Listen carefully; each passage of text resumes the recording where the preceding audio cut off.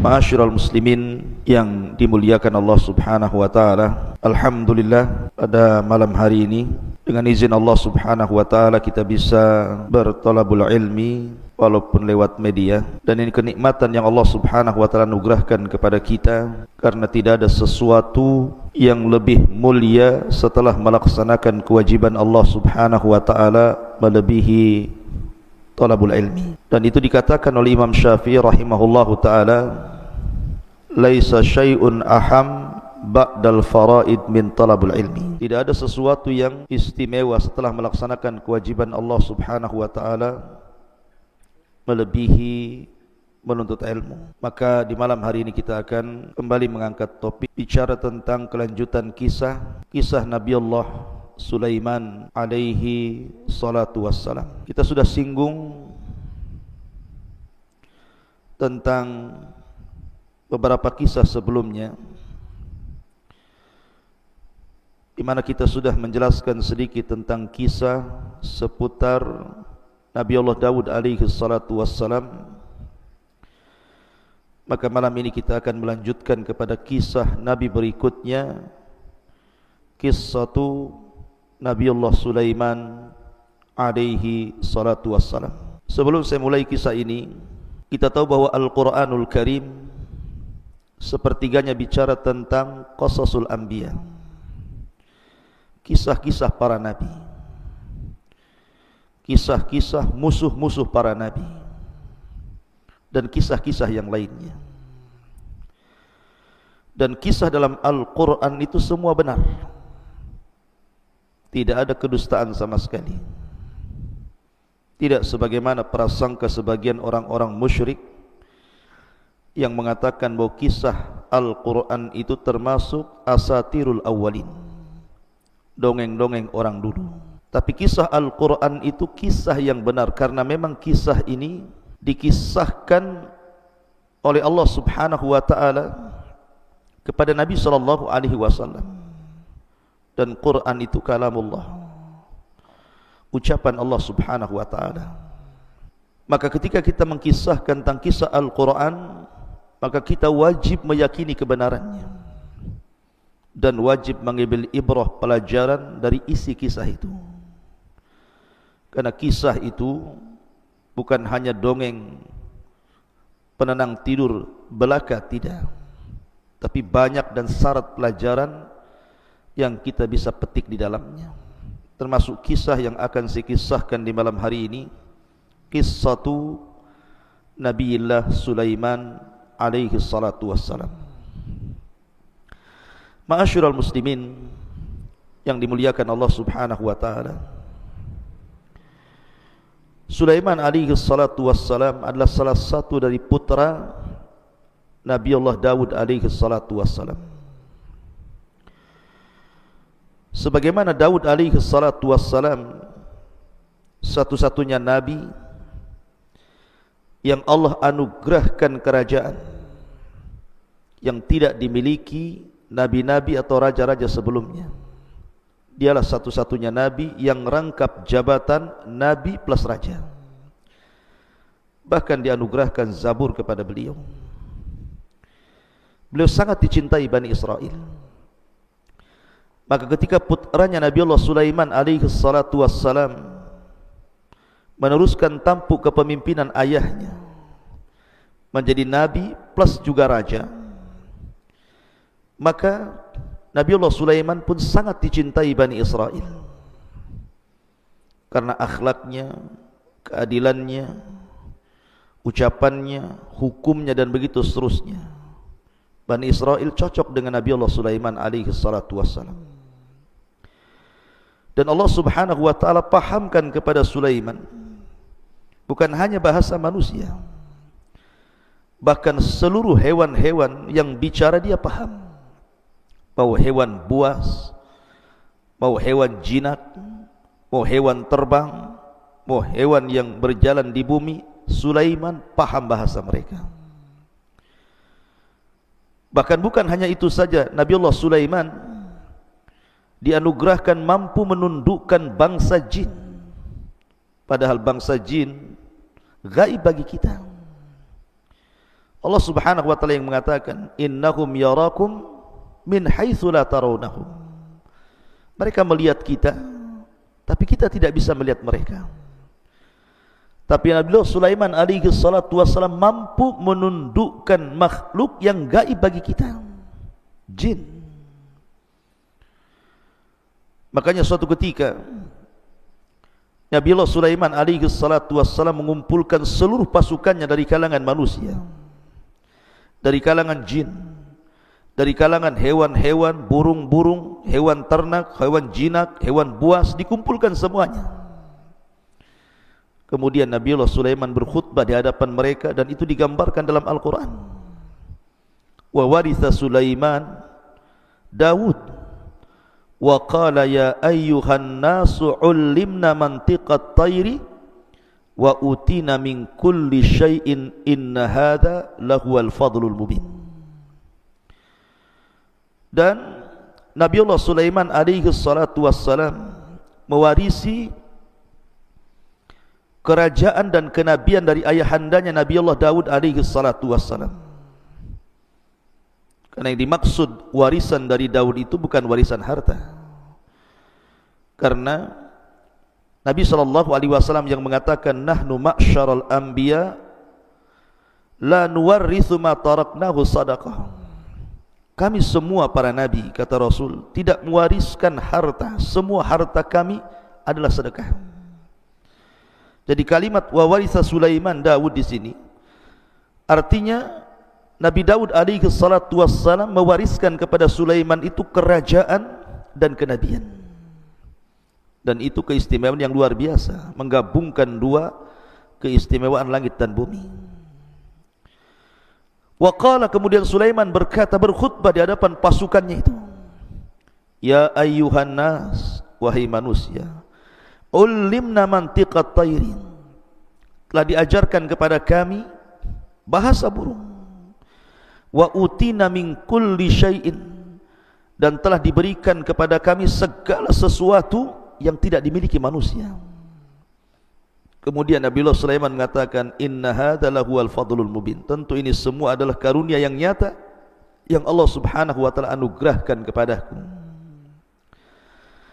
Ma'asyiral muslimin yang dimuliakan Allah Subhanahu wa taala. Dan kita tahu bahwa ada sebuah asar yang dikeluarkan Imam Hakim dalam Mustadraknya dari Muawiyah radhiyallahu anhu. Beliau mengatakan, Malikul ardi arba'atun, raja yang pernah menguasai sebagian besar dunia itu cuma ada 4. Sulaiman ibn Daud, kemudian Dzulqarnain, kemudian Bukhtun Nasr, kemudian Namrud. Itulah 4 raja yang pernah menguasai sebagian besar dunia. Dan para ulama mengatakan, la syakka fi anna a'zamahum hukman alal itlaq kana Sulaiman. Dan dari 4 raja yang pernah menguasai sebagian besar dunia, yang paling besar kekuasaannya secara mutlak adalah Nabi Allah Sulaiman alaihi salatu wassalam, dibandingkan Dzulqarnain ataupun Bukhtun Nasr ataupun Namrud di zaman Nabi Allah Ibrahim alaihi salatu wassalam. Ma'asyiral muslimin yang dimuliakan Allah Subhanahu wa taala. Dan Nabi Allah Sulaiman alaihi salatu wassalam itu punya aturan ketika mentertibkan tentara-tentaranya. Maka dia memiliki aturan yang sangat ketat, yang sangat ketat luar biasa. Makanya kemudian Allah Subhanahu wa taala mengatakan, wa khusyira li Sulaiman junudahu minal jinni wal insi wat tayri fahum yuzaun. Dan untuk Sulaiman dikumpulkan bala tentaranya dari jin, manusia, bahkan burung-burung, lalu mereka berbaris dengan tertib luar biasa. Jadi Sulaiman selalu melihat kondisi bagaimana pasukan dari kalangan manusia, kemudian pasukan jin, kemudian pasukan burung-burung, dan pasukan hewan-hewan yang lainnya. Dan itu luar biasa. seorang jenderal perang selalu memperhatikan pasukannya. Ma'asyiral muslimin yang dimuliakan Allah Subhanahu wa taala. Lah kisah Nabiullah Sulaiman alaihi salatu wassalam di dalam Al-Qur'anul Karim ini cukup banyak, karena Allah Subhanahu wa taala menyebutkan kisah Sulaiman ini di beberapa ayat dalam Al-Qur'an, di beberapa surat dalam Al-Qur'an, bahkan belasan ayat menjelaskan tentang kisah Sulaiman alaihi salatu wassalam. Ma'asyiral muslimin yang dimuliakan Allah Azza wa Jalla, di antara kisah-kisah yang disebutkan di dalam Al-Qur'anul Karim adalah kisah Sulaiman alaihi salatu wassalam bersama seekor semut. Dan itu disebutkan di dalam suratul Naml. Allah Subhanahu wa taala berfirman, hatta idza atau ala wadin namlah qalat namlatun ya ayyuhan namlu udkhulu masakinakum la yakhtimannakum Sulaiman wa junuduhu wa hum la yash'urun. Allah Subhanahu wa taala mengatakan sampai suatu ketika pasukan Sulaiman sampai di sebuah lembah yang disebut dengan Wadi Namlah. Memang lembah itu penuh dengan semut di mana-mana. Maka dari kejauhan Nabiullah Sulaiman alaihi salatu wassalam mendengar pemimpin semut mengatakan kepada rakyatnya, maksudnya rakyat semut itu, wahai para semut, masuklah rumah-rumah kalian. Jangan sampai Nabiullah Sulaiman menginjak kalian dan tentaranya, sementara mereka la yash'urun, mereka tidak sadar. Lihat bagaimana semut ini juga beradab kepada Nabiullah Sulaiman dan juga tentaranya. Maka mendengar bagaimana semut ini sangat berakhlak dan beradab, tidak suudzon kepada Sulaiman dan pasukannya, dan mengatakan wahum la yash'urun, maka Sulaiman pun takjub dan kemudian tersenyum. Allah katakan fatabassama dhahikam min qauliha, maka Sulaiman pun tersenyum kepada ucapan sang raja semut kepada masyarakat semut itu. Wa qala, dan dia mengatakan rabbi auzi'ni an ashkura ni'mataka allati an'amta alai wa ala walidai wa an a'mala salihan tardah wa adkhilni bi rahmatika fi ibadika salihin. Ya Rabb, anugerahkan kepadaku agar aku bisa bersyukur akan nikmatmu yang telah kau anugerahkan kepadaku. Nikmat bisa paham dengan bahasa-bahasa binatang yang tidak diberikan kepada para nabi baik sesudah dan sebelumnya, dan juga bersyukur kepada kedua orang tuaku karena sudah mewarisi kerajaan dan juga kenabian Nabiullah Daud alaihi salatu wassalam, dan agar aku bisa beramal saleh yang kau ridhai dan kau masukkan aku dengan rahmatmu termasuk hamba-hambamu yang saleh. Subhanallah, jarang sekali orang yang Allah anugerahkan nikmat yang banyak bersyukur kepada Allah Azza wa Jalla. Terkadang baru diberikan harta saja orang sudah melampaui batas. Kalla innal insana la yatgha an ra'ahu istaghna. Ma'asyiral muslimin yang dimuliakan Allah Subhanahu wa taala, di sini ada faedah yang sangat besar. Dalam syariat orang dulu, maksudnya para nabi yang dulu itu, seseorang boleh saja membunuh semut, seperti yang terjadi pada salah seorang Bani Israel, nabi dari nabi-nabi Bani Israel, disebutkan dalam sebuah hadis, qarasat nabiyan minal anbiya'i namlah fa amara bi qaryatin namli fa ahrakat fa auhallahu ilaihi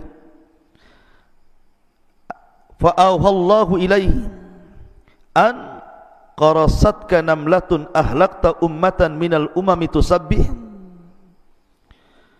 Ada seorang nabi dari nabi-nabi Bani Israel digigit oleh seekor semut. Maka dia marah. Kemudian dia mengambil api dan hendak membakar satu penduduk semut dalam sarangnya. Maka Allah wahyukan kepada nabi tersebut dengan diturunkan malaikat, kemudian menegurnya, kenapa engkau akan membakar satu kampung semut sementara yang menyakiti hanya satu semut saja? Kalau itu yang kau lakukan, kau salah. cukup bunuh yang menyakitimu.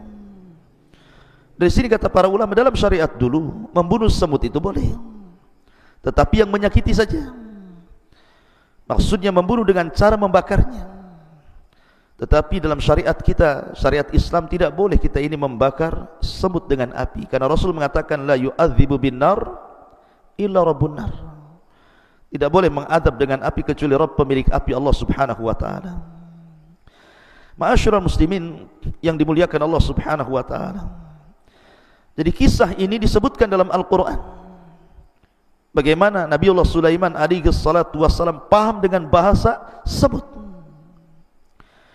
Di sana ada kisah-kisah lain tentang kisah Nabiullah Sulaiman alaihi salatu wassalam dengan semut, tetapi kisah ini tentu sebagiannya adalah cerita-cerita Israiliyat, cerita-cerita yang tidak tercantumkan dalam kitab-kitab induk Islam. Tapi Nabi SAW mengatakan dalam sebuah hadis, Nabi SAW, hadithu an bani Israel wala haraj, tidak mengapa ceritakan tentang kisah Israiliyat selama tidak bertentangan dengan Al-Quran dan Sunnah. Tapi kalau bertentangan dengan Al-Quran dan Sunnah tidak perlu diceritakan. Maka sebagai pengetahuan saja kita akan ceritakan beberapa kisah tentang kisah Nabiullah Sulaiman dengan semut dalam beberapa kisah. Pertama, suatu ketika Nabiullah Sulaiman alaihi salatu wassalam duduk jalisan ala syatil bahri, duduk di tepi sungai. Tiba-tiba dia melihat semut membawa habbah qamhin. Semut ini membawa satu butir gandum. Tiba-tiba kemudian mengarah ke sungai tadi. Rupanya dalam sungai itu ada kodok, sudah menganga mulutnya. Tiba-tiba semut itu masuk ke mulut kodok itu. Kemudian kodok ini nyelam sampai ke dasar sungai. Nabiullah Sulaiman memperhatikan semut itu, takjub sama sekali. Kok ada semut bawa sebiji gandum, kemudian masuk ke mulut kodok, kemudian kodoknya masuk ke dalam air. Kemudian setelah 1 jam Nabiullah Sulaiman perhatikan, tiba-tiba kodok itu muncul lagi, kemudian menganga kembali, semutnya keluar dari mulut kodok itu. Maka Sulaiman pun kemudian menghampiri semut itu, kemudian bertanya. Kata Nabiullah Sulaiman alaihi salatu wassalam kepada semut itu, dari mana kau pergi membawa satu butir gandum itu? Kau masuk ke mulut kodok, kemudian kau nyelam bersama kodok, kemudian kau muncul lagi ke permukaan. Maka dia mengatakan, ya Nabi Allah, inna fi qa'ril bahri alladhi tarah sakhratun mujawwafah wa fi jawfiha dudatun amya wa qad khalaqaha Allah Ta'ala hunalik. Wahai Nabiullah Sulaiman, di dasar sungai itu ada sebuah batu yang berongga di dalamnya. Di dasar batu itu ada dud, semacam ulat, dan dia buta, tidak bisa melihat dan tidak bisa memberikan rizki, tidak bisa mampu mencari rizki. Maka Allah Subhanahu wa ta'ala wahyukan kepadaku agar aku memberikan perantara rizkinya, karena dia tidak sanggup mencari rizki. Dan kodok itulah sebagai wasilah menghantarkan diriku untuk memberi makan ulat yang dalam dasar sungai itu. Dan alhamdulillah air itu tidak membadoratkan diriku, sampai aku mampu untuk memberi makan dud tersebut. Kemudian Nabi Sulaiman bertanya pada sang semut itu, wahal sami' laha min tasbihah, apakah engkau mendengar bahwa ulat yang buta yang ada dasar sungai itu bertasbih kepada Allah Subhanahu wa ta'ala? Maka sang semut mengatakan, ya. Innaha taqul, dia mengatakan, ya ma la tansani fi jawfi hadhihi sakhrati tahta hadhihi lujjah birizkika la tansa ibadaka al-mu'minin birahmatika. Maka dia mengatakan, wahai zat yang tidak pernah melupakan diriku, yang berada di rongga batu di bawah sungai ini, berikan rizki kepadaku dengan rahmatmu. Maka Nabiullah Sulaiman takjub dengan kisah ini. Bagaimana dud, semacam ulat di dalam sungai, dalam batu yang berongga itu bisa bertasbih kepada Allah Subhanahu wa taala. Dan ini membenarkan firman Allah Subhanahu wa taala dalam surah Al-Isra ayat 44, tusabbihu lahu as-samawati sab'u wal ardu wa man fihin wa im min syai'in illa yusabbihu bihamdi walakin la tafqahuna tasbihahum. Dan segala sesuatu itu semua bertasbih dengan memujinya, akan tetapi kalian tidak paham tasbih mereka. Makhluk Allah bertasbih. Ma'asyiral muslimin yang dimuliakan Allah Azza wa Jalla, sekali lagi kisah ini kisah Israiliyat, tidak terdapat dalam kitab-kitab sunnah, hanya sebagai pengetahuan saja. Kemudian kisah yang kedua masih kisah Israiliyat. Jadi suatu ketika Nabiullah Sulaiman alaihi salatu wassalam berjumpa dengan seekor semut. Kemudian Nabi Sulaiman bertanya kepada semut itu, kam yakfika minat ta'am fil amil wahid. Berapa lama kau bisa bertahan dalam setahun dari makanan yang Allah rizkikan kepadamu? Maka kemudian sang semut mengatakan, yakfini thalatha habbatin min qamhin aw syair. Kalau bagiku, kata semut ini, mencukupkan 3 butir gandum, itu sudah cukup untuk kumakan dalam setahun. Faqama Sulaiman alaihi salatu wassalam wa akhadha hadhihi an-namlah thumma wada'aha fi ulbatin wa wada'a ma'aha thalatha habbat minal qamhi. Maka Sulaiman pun kemudian berdiri mencari botol. Kemudian dilubangi botol itu untuk supaya hawa masuk. Diambilnya semut itu, dimasukkan ke dalam botol. Kemudian diambilnya 3 butir gandum, dimasukkan ke dalamnya. Kemudian ditinggalkan begitu saja. Kemudian setelah 1 tahun sempurna, Nabiullah Sulaiman kembali untuk melihat semut yang ada dalam botol itu. Kemudian dilihatnya semut itu masih hidup, dan dilihatnya tidak habis. 3 butir itu tidak habis dalam setahun, rupanya cuma 1 butir setengah dihabiskan. Yang 1 butir setengahnya lagi tidak habis dimakan. Maka kemudian Nabiullah Sulaiman mengatakan kepada sang semut, anti takulina thalatha habbat fil amil wahid, falimada akalti habbatan wa nisf. Dulu 1 tahun yang silam kau katakan dalam 1 tahun ini cukup bagimu 3 butir gandum, tapi kenapa kau sisakan 1 butir setengah dan kau makan 1 butir setengah yang lainnya? Lihat bagaimana semut mengajarkan tawakal kepada kita. Faqalat, maka semut ini mengatakan, ya Nabi Allah, lama kuntu harratun taliqatun kuntu a'lam anna rizki ala Allahi fala yansani, wa amma lamma kana rizki alayka anta khashita anta wa amma lamma kana rizki alayka fa ana khashitu an tansani. Maka sang semut mengatakan, wahai Nabi Allah, ketika aku tidak berada dalam botol itu, aku bebas kemana-mana. Maka aku tahu rizkiku ada pada tangan Allah Azza wa Jalla, dan Allah tidak mungkin melupakan diriku. Ya, karena Allah mengatakan, wa ma min dabatin fil ardi illa Allah rizquha. Tidak ada binatang yang melata di permukaan bumi ini kecuali ada rizkinya masing-masing dari Allah Subhanahu wa ta'ala. Akan tetapi ketika kau masukkan aku ke dalam botol, maka aku tahu rizkiku ditanggung dirimu, karena aku tidak bebas mencari rizki kemana-mana. Aku tidak bisa keluar dari botol ini. Makanya aku hanya memakan 1 butir setengah dan membiarkan 1 butir setengah yang lainnya, karena takut engkau tidak datang dan kau lupa kepada aku. Subhanallah, ya, pelajaran yang luar biasa. Semut mengajarkan tauhid, mengajarkan tawakal kepada kita. Ma'asyiral muslimin yang dimuliakan Allah Azza wa Jalla. Kemudian juga kisah yang lainnya, ketika Nabiullah Sulaiman alaihi salatu wassalam ditimpa kaumnya dengan paceklik yang berkepanjangan.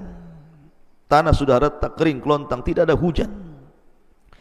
Maka Nabi Sulaiman mengajak pasukannya untuk istisqa, meminta hujan kepada Allah Azza wa Jalla. Berangkatlah mereka ke tanah lapang, dan Sulaiman bergerak duluan. Rupanya Nabiullah Sulaiman melihat banyak semut yang terlentang mengarah ke langit, seolah-olah berdoa meminta hujan.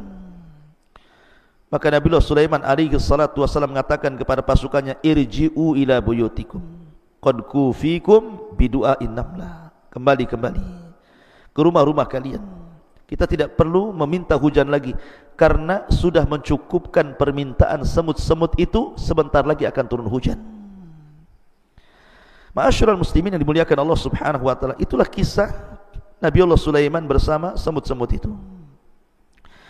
Kemudian kisah berikutnya, Nabiullah Sulaiman alaihi salatu wassalam bersama hudhud, burung hudhud. Allah Subhanahu wa taala berfirman dalam suratul Naml, wa tafaqqada at-tayra faqala ma li la ara al-hudhuda am kana min al-ghaibin law adhibannahu adhaban shadidan aw la adbahannahu aw la ya'tiyanni bi sultanin mubin. Kebiasaan Nabi Sulaiman, sekali lagi dari awal saya katakan, adalah orang yang paling teratur di dalam mengatur tentara-tentaranya, baik tentara manusia, tentara jin, tentara hewan-hewan, termasuk burung-burung. Sudah ada barisan-barisan tertentu. Jadi suatu ketika Nabiullah Sulaiman alaihi salatu wasallam bergerak untuk berjihad, ketika itu Nabiullah Sulaiman dan pasukannya kehabisan air. Maka yang biasa mencari air adalah hudhud. Makanya sebagian ulama ataupun mufassirin mengatakan bahwa hudhud ini seorang muhandis, seorang insinyur. Jadi tugasnya terbang ke langit, kemudian dari langit dia akan melihat ada air atau tidak. Kalau ada air, maka kemudian diberitahu kepada Nabiullah Sulaiman, maka Nabiullah Sulaiman akan memerintahkan jin untuk melobangi dan mengorek tempat itu, kemudian keluar sumber air. Lah, ketika itu burung hudhud tidak ada. Ketika hendak ditugaskan, tidak hadir pula dia. Makanya kemudian Nabiullah Sulaiman alaihi salatu wassalam marah dan mengatakan, ma liyala aral hudhud. Kemana hudhud? Aku tidak melihat. Am kana minal ghaibin, ataukah dia sengaja tidak hadir dalam barisan ini? Kata Sulaiman, la u'adzibannahu adzaban syadida. Awas saja kalau dia sampai tidak datang dan tidak hadir dalam barisan itu, aku akan azab dia dengan azab yang sangat pedih. Aula adzbahanna, atau aku akan potong dia, akan sembelih dia. Aula ya'tiyanni bisultanin mubin, atau mungkin ada alasan lain. Lihat bagaimana Nabiullah Sulaiman alaihi salatu wassalam bukan raja diktator. Dia memberikan beberapa pilihan. Kalau seandainya dia punya bukti, maka akan dimaafkan. Punya uzur, akan dimaafkan. Tapi kalau tidak, lihat, pantas disembelih atau hanya disiksa saja. Dan ini menjadikan pasukan Nabiullah Sulaiman itu betul-betul tertib, karena ada aturan di situ.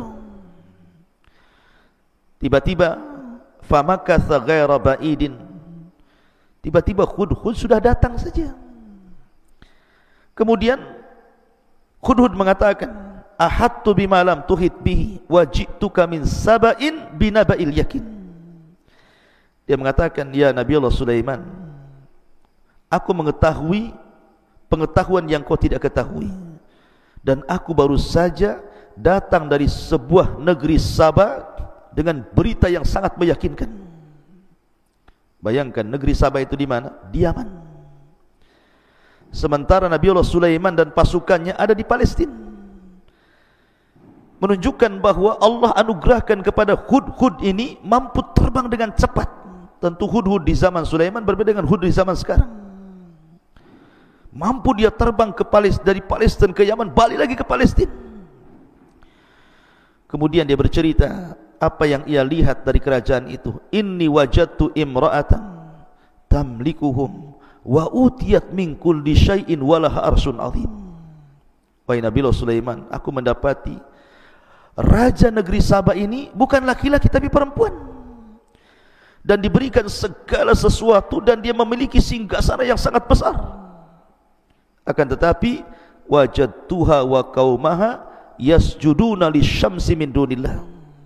Tapi sayang, aku melihat kaumnya, mereka tidak menyembah Allah, mereka menyembah matahari. Wa zayyana lahumus syaitan a'malahum, dan syaitan telah menghiasi amal-amal mereka. Fasaddahum anis sabil fahum la yahtadun, sehingga terputus dari jalan Allah dan mereka tidak dapat hidayah. Ma'asyiral muslimin yang dimuliakan Allah Subhanahu wa taala. Akhirnya Nabi Sulaiman pun diceritakan tentang apa yang dilihat Hudhud terhadap raja atau Malikus Saba, Raja Balqis yang menguasai kerajaan Saba. Tetapi Nabiullah Sulaiman alaihi salatu wassalam tidak langsung membenarkan kabar itu. Maka dia mengatakan, qala sanangdur asadaqta am kunta minal kadhibin. Tunggu dulu, kabar kamu ini benar atau salah? Lihat bagaimana Sulaiman hendak tabayun. Kau ini membawa berita benar atau berita dusta? Kemudian Allah Subhanahu wa taala mengatakan, idhhab bi kitabi hadza fa'alqihi ilaihim thumma tawalli anhum fa'ndur madza yarji'un. Sudah gini saja, bawa suratku kepada negeri Sabah itu, kau hantarkan suratku kepada mereka, kemudian kau lihat-lihat kira-kira apa balasannya. Akhirnya kemudian setelah kemudian Nabiullah Sulaiman alaihi salatu wassalam menulis surat kemudian memberikan kepada Hudhud. Kemudian di antara isi surat itu, innahu min Sulaiman wa innahu bismillahirrahmanirrahim. Surat ini dari Sulaiman dengan menyebut nama Allah yang Maha Penyayang lagi Maha Pengasih. Alla ta'lu alayya wa'tuni muslimin. Jangan sampai kalian sombong kepadaku dan datanglah kepadaku dalam kondisi menyerahkan diri. Maka burung Hudhud ini pun membawa surat itu, akhirnya kemudian dijatuhkan di kerajaan Sabah. Ma'asyiral muslimin yang dimuliakan Allah Azza wa Jalla, ketika surat itu sampai di kerajaan Sabah dan diterima oleh ratunya, Ratu Balqis, maka Ratu Balqis membaca surat itu. Kemudian dia pun mengumpulkan para pembesarnya. Qalat ya ayyuhal mala'u aftuni fi amri ma kuntu qati'atan amran hatta tashhadun.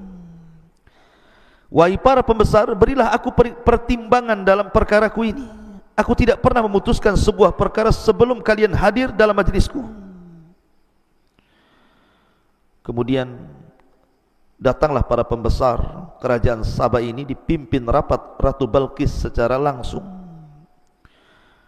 Kemudian dibacakan surat daripada Nabiullah Sulaiman alaihi salatu wassalam. Tapi apa yang terjadi? Qalu, mereka mengatakan, nahnu ulu quwwatin wa ulu ba'shin syadid wal amru ilaiki fangdhuri madza ta'murin. Kita ini memiliki kekuatan besar, keberanian yang luar biasa untuk berperang. Kalau mereka, maksudnya Nabiullah Sulaiman, hendak perang, kita perang. Kita tunjukkan kekuatan kita kepada dia. Akan tetapi keputusan berada di tanganmu wahai sang ratu, maka pertimbangkanlah apa yang akan kau perintahkan. Jadi para pembesar itu maunya kekuatan dilawan kekuatan. Tetapi Ratu Balqis ini berakal. Qalat, dia mengatakan, innal muluk idza dakhalu qaryatan afsaduha wa ja'alu a'izzata ahliha ahillah wa kadzalika yaf'alun. Sesungguhnya raja-raja apabila menaklukkan sebuah negeri perang, barang tentu mereka akan membinasakan dan menjadikan penduduk yang mulia menjadi hina. Karena kalau seandainya kalah akan jadi tawanan, bahkan akan jadi budak, sebagai yang terbunuh dan dihinakan. Dan demikianlah yang akan mereka lakukan juga kepada kita. Akhirnya kemudian Balqis pun berfikir untuk memastikan apakah yang mengirim surat itu seorang nabi, betul-betul nabi. ataukah hanya gertak sambal saja mungkin bahasanya. Kemudian dia mulai berfikir sampai mengatakan, wa inni mursilatun ilaihim bihadiyatin fanadhiratun bima yarji'ul mursalun. Dan sungguh aku akan mengirim utusan kepada mereka dengan membawa hadiah yang sangat besar, dan aku akan menunggu apa yang akan dibawa kembali oleh para utusan itu. Sudah gini saja kita coba berikan hadiah kepada dia. Kalau dia menerima hadiah itu berarti sama saja dengan raja-raja yang lainnya. Tapi kalau dia menolak hadiah itu, ini bukan raja biasa, dia tidak menghendaki itu. Kemudian diutuslah beberapa orang pasukan dari Sabah menuju Palestina membawa hadiah yang sangat besar untuk diberikan kepada Nabiullah Sulaiman alaihi salatu wassalam. Falamma jaa Sulaiman qala atumiddunani bimalin fama atanillahu khairun mimma atakum bal antum bihadiyatikum tafrahun. Maka ketika para utusan itu menyampaikan kepada Nabiullah Sulaiman, Sulaiman berkata, apakah kamu akan memberikan harta kepadaku? Apa yang Allah berikan kepadaku jauh lebih baik dibandingkan apa yang Allah berikan kepada kalian. Tetapi kamu merasa bangga dengan hadiahmu. Kembalikan hadiah ini kepada ratumu. Kemudian Sulaiman mengancam dan mengatakan, irji ilaihim falana'tiyannakum bijunudin la kibala lahum biha walanukhrijannakum minha adillatan wahum saghirun. Kembalilah kalian kepada mereka, balik kalian ke kerajaan kalian. Sungguh kami pasti akan datang kepada kalian dengan bala tentara yang mereka tidak mampu melawannya, dan kami akan usir mereka dari negara itu secara terhina, dan mereka akan menjadi tawanan yang sangat hina. Diancam ya. Ma'asyiral muslimin yang dimuliakan Allah subhanahu wa ta'ala. Kemudian Nabiullah Sulaiman mulai membuktikan ancamannya. Dia kumpulkan semua pasukan-pasukan pilihannya. Kemudian Nabiullah Sulaiman berkhutbah di hadapan mereka. Qala ya ayyuhal mala'u ayyukum ya'tini bi arsyiha qabla an ya'tuni muslimin. Wahai para pembesar, siapakah di antara kamu yang sanggup membawa singgasana kepadaku sebelum mereka datang kepadaku menyerahkan diri? Maka pasukan khusus dari kalangan manusia, jin dan binatang, mereka pun menawarkan ide kepada Nabiullah Sulaiman. Qala ifritu minal jin ana atika bihi qabla an taquma min maqamik wa inni alaihi laqawiyyun amin. Ifrit dari kalangan jin mengatakan, akulah yang akan membawanya kepadamu sebelum engkau berdiri dari tempat dudukmu, maka sungguh aku adalah jin yang sangat kuat. Itu gampang, serahkan tugas itu kepadaku, kata jin Ifrit, biar aku yang memindahkan istana itu di hadapanmu sebelum kau berdiri. Subhanallah, itulah kekuatan jin. Kemudian yang lain juga bangkit dan mengatakan, qala alladhi indahu ilmun minal kitab ana atika bihi qabla an yartad ilaika tarfu. Seseorang yang mempunyai ilmu dari kita berkata, aku akan membawamu singgasana Raja Balkis kepadamu sebelum matamu berkedip. Maka Nabiullah Sulaiman memilih yang tercepat. Sebelum dia berkedip, istana itu sudah harus ada di hadapannya. Falamma ra'ahu mustaqirran indahu qala hadha min fadli rabbi liyabluwani aashkuru am akfur wa man syakara fa innama yashkuru nafsi wa man kafara fa inna rabbi ghaniyyun karim. Maka ketika betul-betul singgasana Balkis dipindah oleh orang yang Allah anugerahkan ilmu ini, maka Nabiullah Sulaiman alaihi salatu wasallam memuji Allah dan mengatakan, ini semua karunia yang Allah anugerahkan kepadaku. Allah hendak menguji diriku, apakah aku termasuk hamba Allah yang bersyukur ataukah menjadi hamba Allah yang kufur. Maka barang siapa yang bersyukur, sesungguhnya itu manfaat bagi dirinya. Tapi bagi siapa yang kufur, maka sesungguhnya Rabbku adalah zat yang maha kaya lagi maha karim. Maha Pemurah. Lihat bagaimana Nabi Sulaiman tidak lupa akan kuasa Allah, anugerah dari Allah Subhanahu wa taala. Ma'asyiral muslimin yang dimuliakan Allah Azza wa Jalla.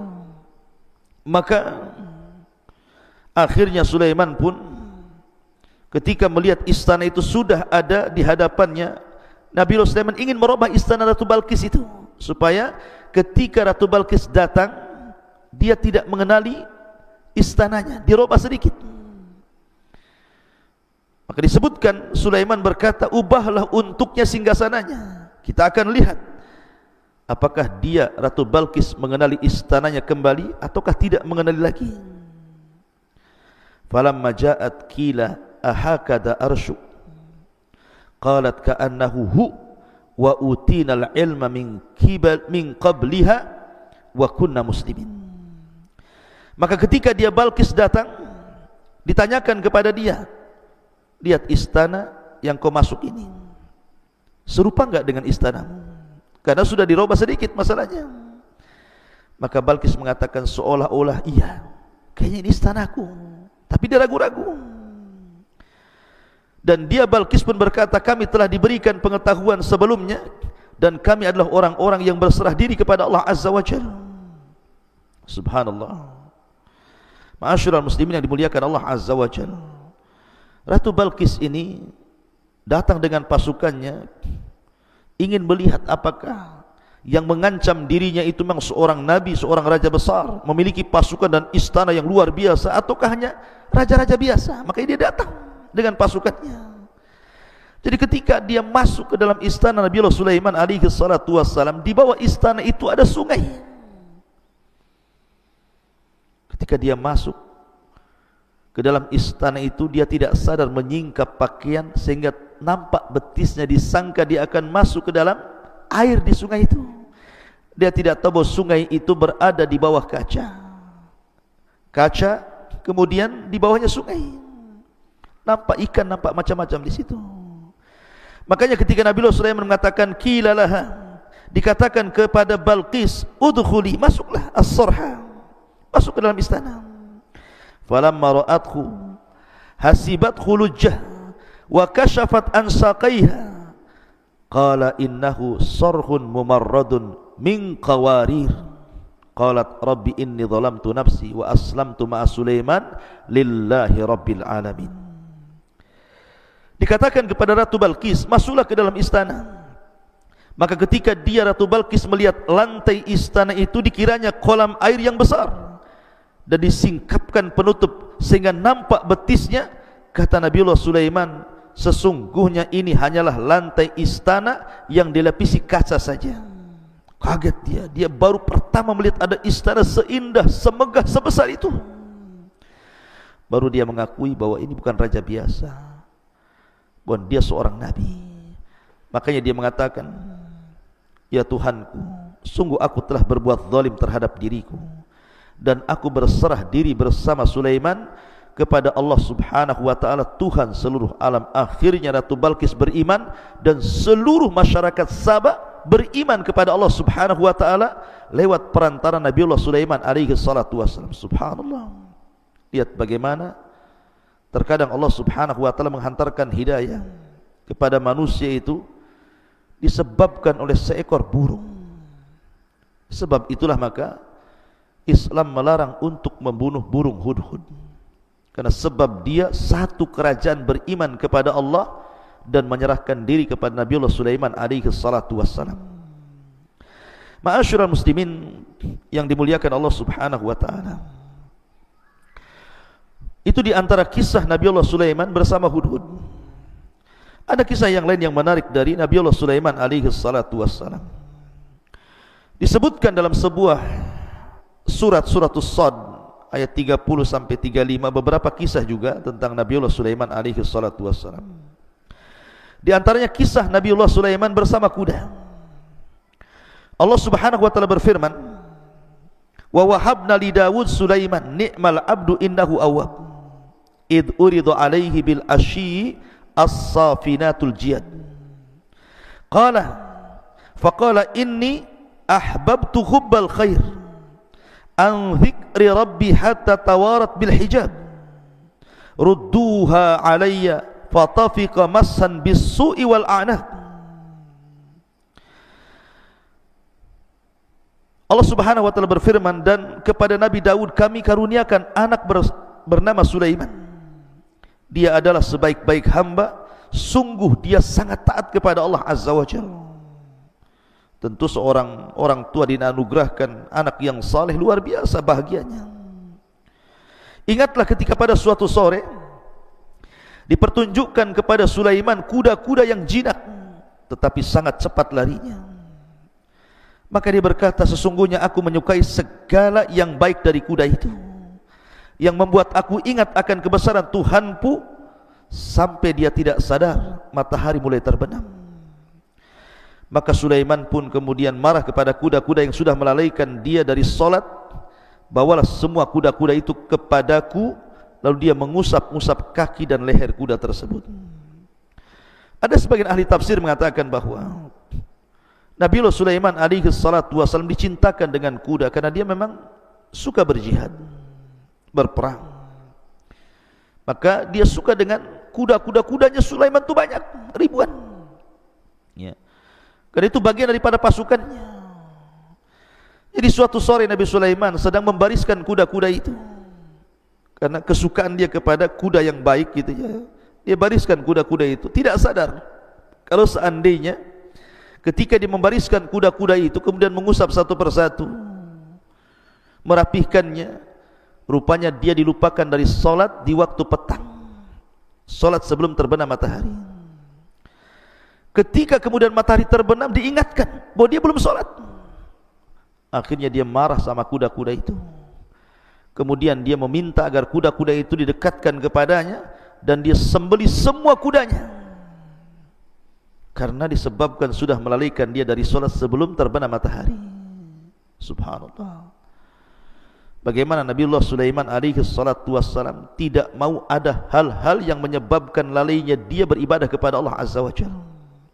Banyak di antara kita sudah tahu perkara itu melalaikan, masih juga kita lakukan.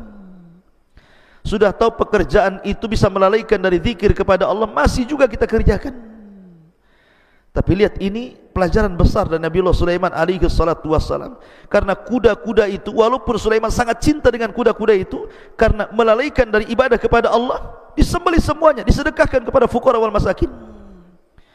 Dari sini akhirnya Allah Subhanahu wa taala gantikan kepada Sulaiman yang jauh lebih baik daripada kuda-kuda itu. Apa? Allah tundukkan angin kepadanya. Jadi biasanya dia menunggang kuda yang sangat cepat gitu ya. Akhirnya Allah ganti dengan menunggang angin sehingga dia bisa merintahkan angin itu kemana saja dia sukai. Makanya kemudian Nabi Sulaiman alaihi salatu wassalam setelah menyembelih kuda-kudanya dan dia tidak punya tunggangan lagi karena semua disembelih dan disedekahkan kepada fuqara wal masakin, sebagai gantinya Allah tundukkan angin sebagai kendaraannya. Dan anehnya setiap Nabiullah Sulaiman naik angin itu tidak membuat dia jatuh. Dia bisa terbang sesuka dia. Ma'asyiral muslimin yang dimuliakan Allah Subhanahu wa taala. Dan itu ada kaidah dalam Islam. Sebagaimana sabda Nabi sallallahu alaihi wasallam, "Man taraka syai'an lillahi awwadallahu khairan minhu." Barang siapa yang meninggalkan sesuatu karena Allah, maka Allah ganti sesuatu itu yang jauh lebih baik lagi. Subhanallah. Ma'asyiral muslimin yang dimuliakan Allah Subhanahu wa taala. Itulah kisah Nabiullah Sulaiman bersama kuda. Tetapi sebagaimana manusia yang lain, Sulaiman juga terfitnah. Dia manusia sama dengan kita, tetapi Allah anugerahkan kepada dia kelebihan berupa kerajaan dan kenabian. Apa fitnahnya? Allah Subhanahu wa taala berfirman, "Wa laqad fatanna Sulaiman wa alqaina ala kursiyyihi jasadan thumma anab." Dan sungguh kami telah menguji Sulaiman dan kami jadikan dia tergeletak di atas kursinya sebagai tubuh yang lemah karena sakit, kemudian dia pun bertobat kepada Allah Azza wa Jalla. Ada 3 penafsiran yang disebutkan para ulama. Pertama, bahwa dikisahkan Nabiullah Sulaiman alaihi salatu wasallam suatu ketika dia memiliki istri, tapi tanpa sepengetahuan istri yang satu ini dia menyembunyikan kekufurannya. Tapi memang wanita cantik, Sulaiman suka dengan istri ini. Jadi kebiasaannya Nabiullah Sulaiman ini kalau masuk ke dalam kamar mandi hammam, maka dia mencopot cincinnya, kemudian disuruh memegangnya. Setelah keluar dari kamar mandi, kemudian diambil lagi cincinnya. Allah takdirkan datang syaitan menyerupai Sulaiman, kemudian meminta cincin itu. Karena dia tidak tahu itu adalah jelmaan daripada jin, dikasihkan pula cincin itu kepada jin tadi. Padahal kekuasaan Nabiullah Sulaiman dalam menundukkan perkara-perkara itu ada di cincin itu. Akhirnya kemudian ketika dia memakai cincin itu, kemudian dia naik ke singgasana Sulaiman, kemudian dia berduduk. Dia memerintahkan masyarakat Sulaiman, jin ini itu, tetapi aneh karena tidak sebagaimana hukum yang selalu diperintahkan Nabi Sulaiman. Ini agak aneh, banyak diingkari oleh masyarakat Nabiullah Sulaiman alaihi salatu wassalam. Ya, karena itu bukan Nabiullah Sulaiman, itu jelmaan jin.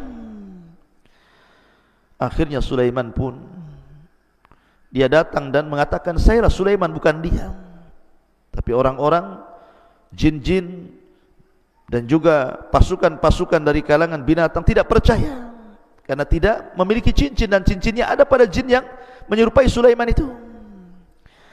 Dari situlah kemudian Nabiullah Sulaiman berusaha untuk mengambil kembali.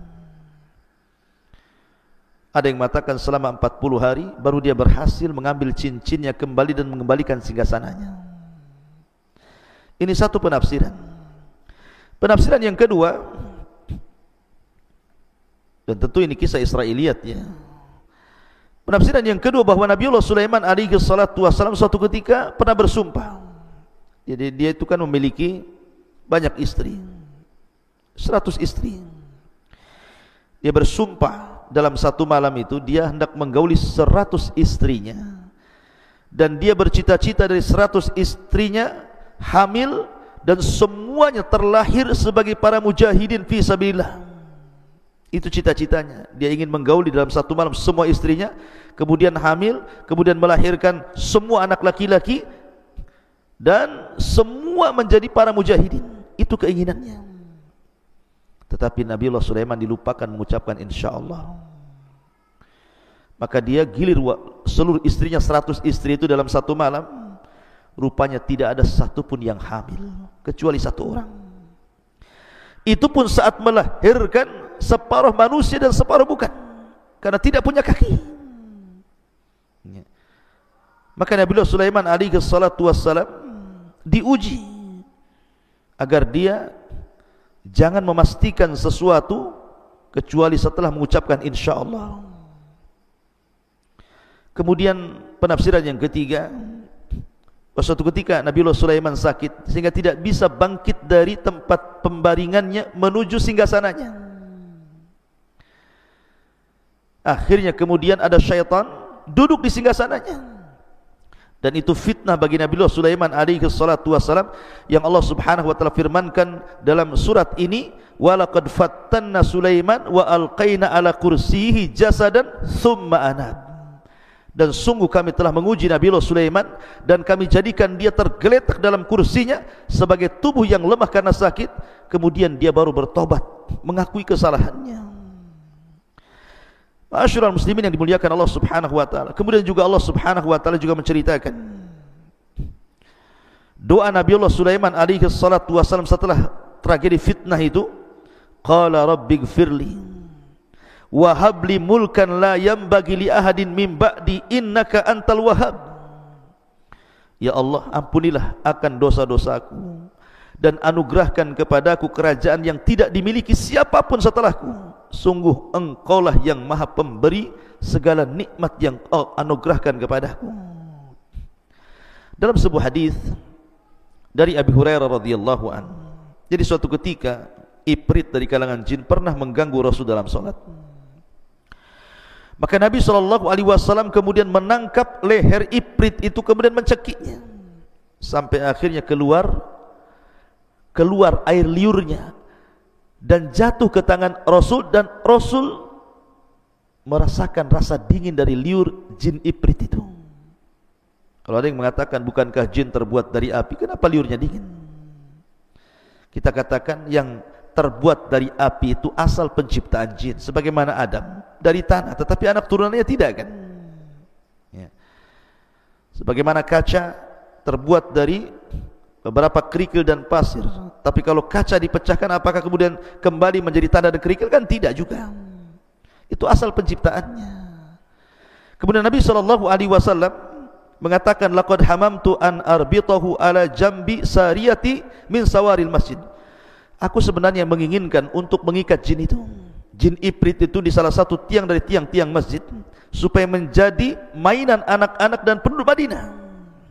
Akan tetapi tidak jadi lakukan Nabi SAW, karena teringat dengan doa Nabiullah Sulaiman, Rabbighfirli wa habli mulkan la yanbaghi li ahadin min ba'di.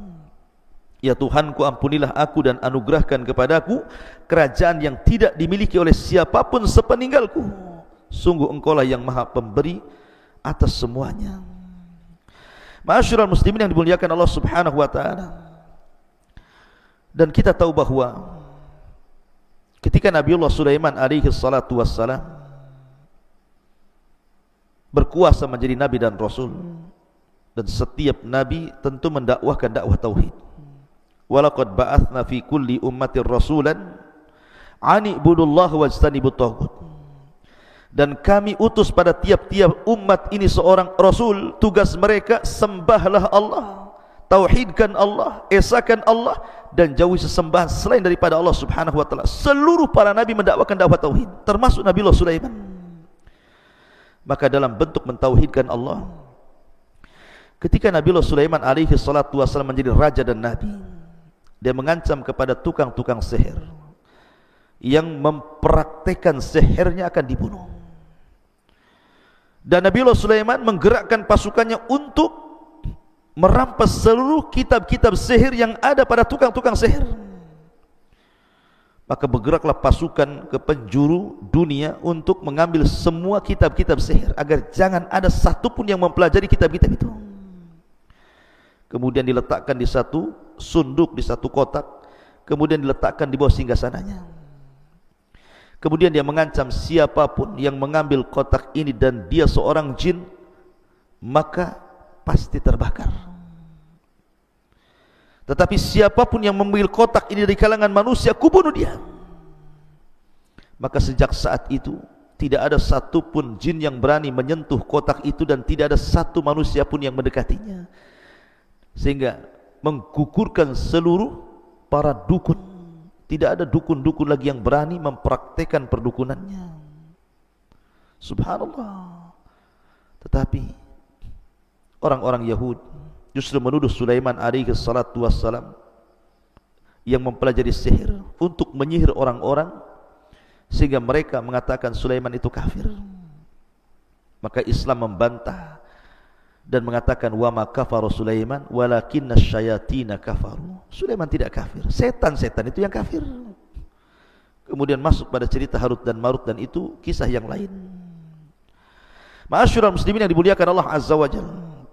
Lah, Nabiullah Sulaiman alaihi salatu wassalam itu adalah orang yang pertama kali membangun Masjidil Aqsa. Masjid di dunia ini yang mulia hanya 3, Masjidil Haram, Masjid Nabawi, dan Masjidil Aqsa. Lah, yang pertama dibangun Masjidil Haram oleh Ibrahim alaihi salatu wassalam. Kemudian yang kedua Masjidil Aqsa dibangun oleh Nabiullah Sulaiman alaihi salatu wassalam. Dan yang ketiga Masjid Nabawi dibangun oleh Rasul kita Muhammad sallallahu alaihi wasallam. Tetapi secara keutamaan tentu Masjidil Haram lebih utama dibandingkan Masjid An-Nabawi. Masjid Nabawi lebih utama dibandingkan Masjid Al-Aqsa, karena kita lihat dari segi pahala orang yang sholat di dalamnya. Siapa yang sholat satu kali sholat di Masjidil Haram sama dengan 100.000 kali sholat di masjid-masjid yang lainnya. Siapa yang sholat di Masjid Nabawi sama dengan 500 atau 1000 kali sholat dibandingkan di masjid-masjid yang lainnya. Dan sholat di Masjidil Aqsa sama dengan 500 400 kali solat dibandingkan di masjid-masjid yang lainnya. Tapi secara pembangunan, maka Aqsa kedua, baru setelah itu Nabawi. Yang pertama Masjidil Haram.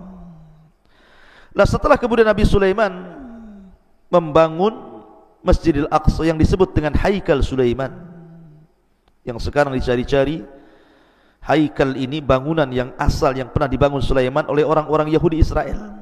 Karena ada sebuah keyakinan, kalau seandainya Haikal Sulaiman, bangunan asli Masjidil Aqsa, kemudian sudah tampak pondasinya, kemudian dirobohkan Masjidil Aqsa dalam pelebarannya, kemudian dikembalikan kepada Haikal yang asli, maka orang-orang Yahudi meyakini akan datang penolong bagi mereka.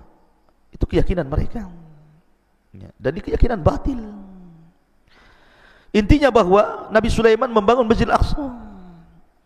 Kemudian setelah itu dia pun meminta kepada Allah Subhanahu wa taala 3 perkara. Sa'alallahu hukman yusadifu hukmahu. Pertama, Nabi Sulaiman meminta hukum yang selaras dengan hukum Allah Subhanahu wa taala. Maka diberikan permintaan pertama.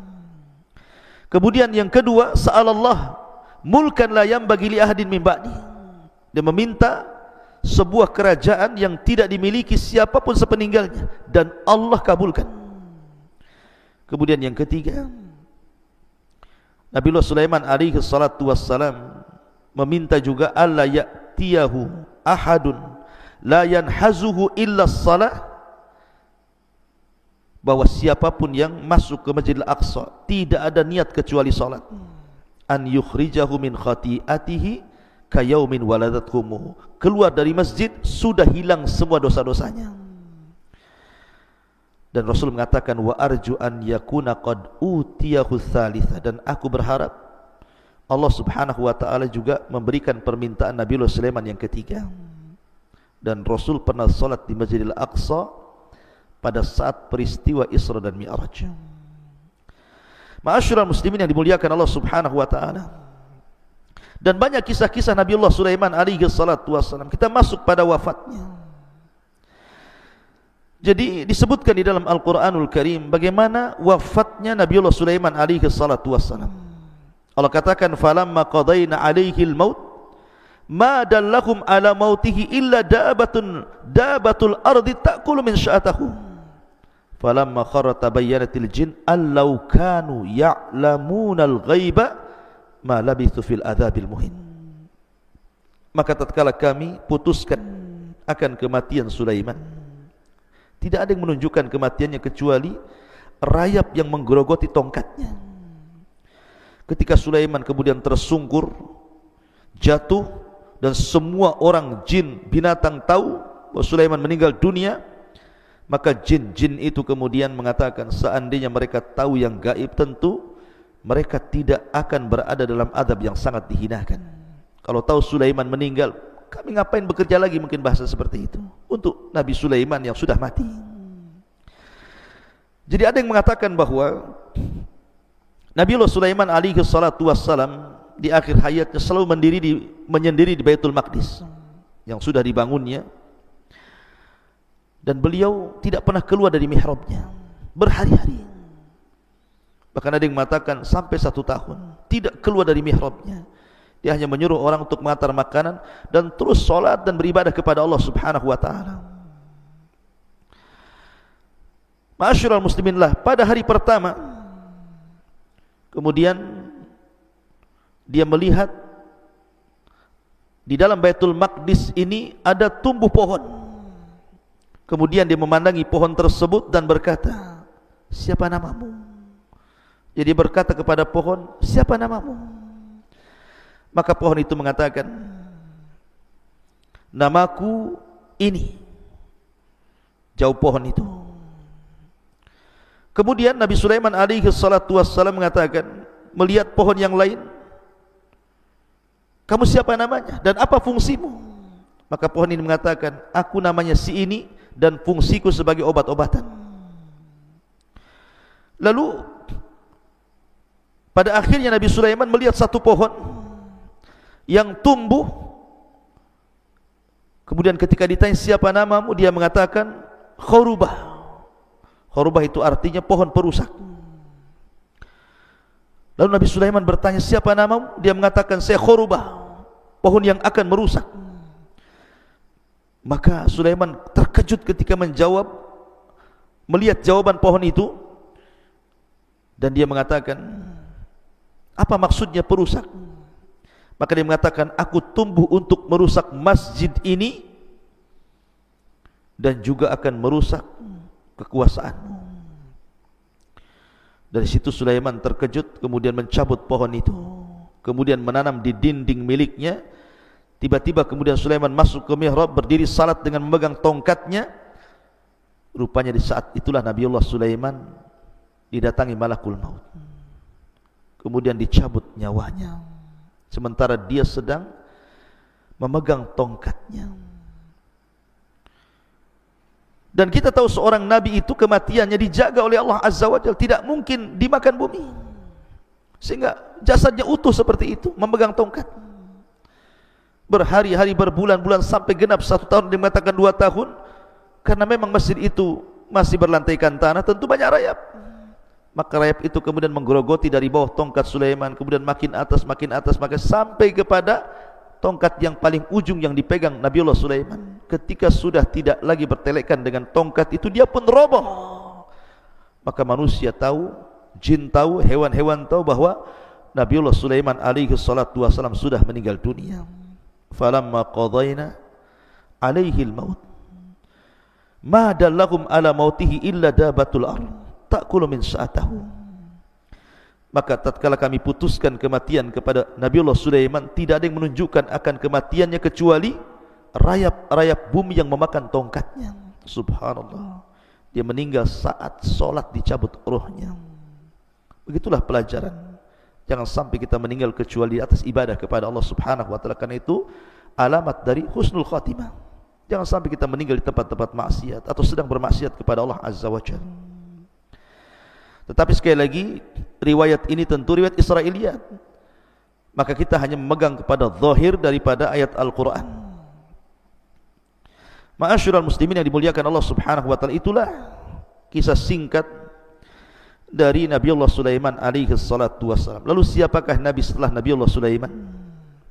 Bagaimana kondisi Bani Israel setelah wafatnya Sulaiman? Karena kita tahu bahwa jaya-jayanya Bani Israel itu ketika tampuk kepemimpinan dipegang oleh ayahnya Sulaiman, Daud alaihi salatu wassalam, dan yang paling kuat di zaman Nabiullah Sulaiman alaihi salatu wassalam. Apa yang terjadi setelah wafatnya Sulaiman? Maka kisah ini akan bersambung. Semoga Allah Subhanahu wa ta'ala memberikan kesabatan kepada kita, istiqamah kepada kita untuk tetap mempelajari Al-Quran, sunnah Nabi SAW, sehingga bisa lebih mendekatkan diri kepada Allah Subhanahu wa ta'ala. Lewat kisah para Nabi dan Rasul kita ambil dan petik pelajaran yang berharga. Karena sekali lagi bahwa kisah-kisah dalam Al-Quran semua benar dan tidak ada yang dusta. Subhanakallah bihamdika, asyhadu an la ilaha illa anta, astaghfiruka wa atubu ilaik. Allahu ta'ala. Assalamualaikum warahmatullahi wabarakatuh.